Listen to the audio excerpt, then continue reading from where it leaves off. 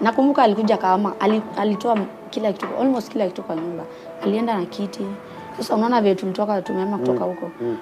Aya, akaniambia wewe kwa na madhe huko. Kumbe kwenda kwa na mama yake huko. Alichukua vitu za nyumba, akaniachia mattress. Anaama kwenda kwa peke yake. Sasa of course ameenda kwa msichana of course. Nakwambia nililia. Nikamwambia yani umeenda tu kukaa na msichana na unanifanya mimi nakaa mjinga. Watoto ndio hao hawajakula. Unanifanya aje? Kumwanza kumwambia hivyo, anaanza vita. Ndio hiyo vita ameanza tena.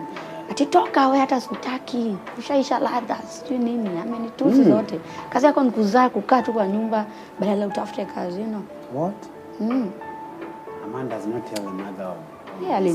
Alinitusi ile vizuri. Yaani nikamwambia ni sawa, acha nirudi. Niende tu kwetu. Huko tu ndio nitakimbilia wapi pengine. Sina kazi, where else am I supposed to do? Kumbe dengine sasa before niende. This one day tumekaa sitting room na watoi, tuna watch tu asubuhi.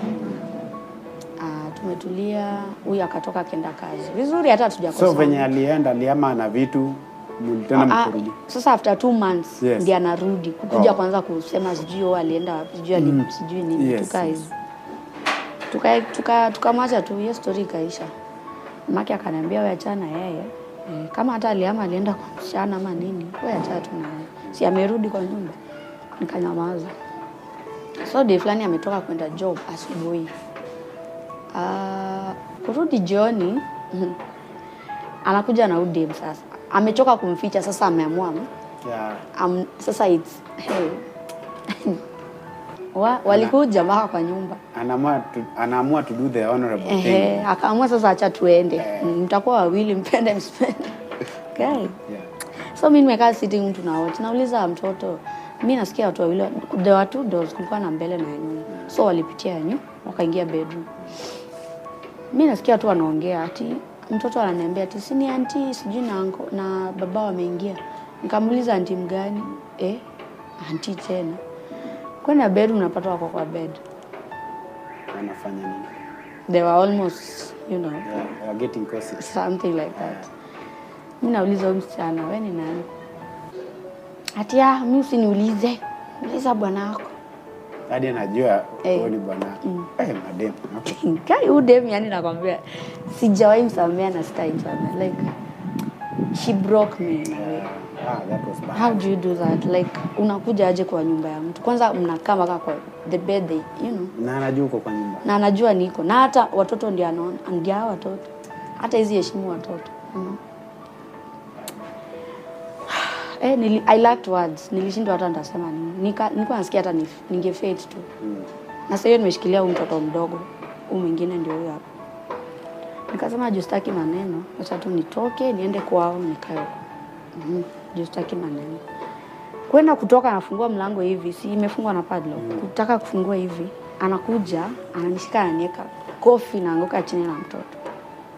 Ananiweka mangumi, nashindwa ananipigia nini? Bedroom mama sitting. Hapo kwa mlango, si mimi tuko kwa mlango na watoto. Dema kwa hapo anaangalia tu. Yani nilipiga nduru, nimelia, yani nashindwa what type of ini madharau gani? Hata kama unafanyia mtu madharau, usifanye na huko nje, like don't show, you know. Mama yake akakuja, neighbors wakakuja. Shosho yake mama yake akakuja kuuliza nini inaendelea hapa. Nikamwambia wewe ndio ingia kwa hiyo nyumba uone, ujione na macho. Unajua mimi nakwambianga unielewi. Unaona kama ni uongo. Enda ujione. Wacha ingie. Nakwambia walivuruta huyo msichana.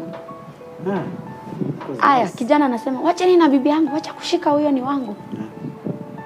Amelewa? Of course amelewa. Hakuna mtu ako sober hapo. Wote wako drunk. Mimi nikasema acha niende kana watoto, hata sitaki kusikia, sitaki kuona. Akascream mbele ya watu akasema, "Mimi huyo mwanamke simtaki. Kazi yake tu ni ameisha, mimi simtaki. Mimi ni huyu nataka." Ana shout mbele ya kila mtu. All the neighbors. Ni sawa tu. Okay, sasa hiyo kumbuka amepasua simu yangu. Yeah. Haya. Mamake akasema, hata kama mtu anafanyanga madharau, si hivyo. Hapo nayo umemkosea kabisa. Sasa from there I was totally broke. Unaona ile niliumizwa in a way, sijai recover mpaka leo. I still think of that thing mpaka leo.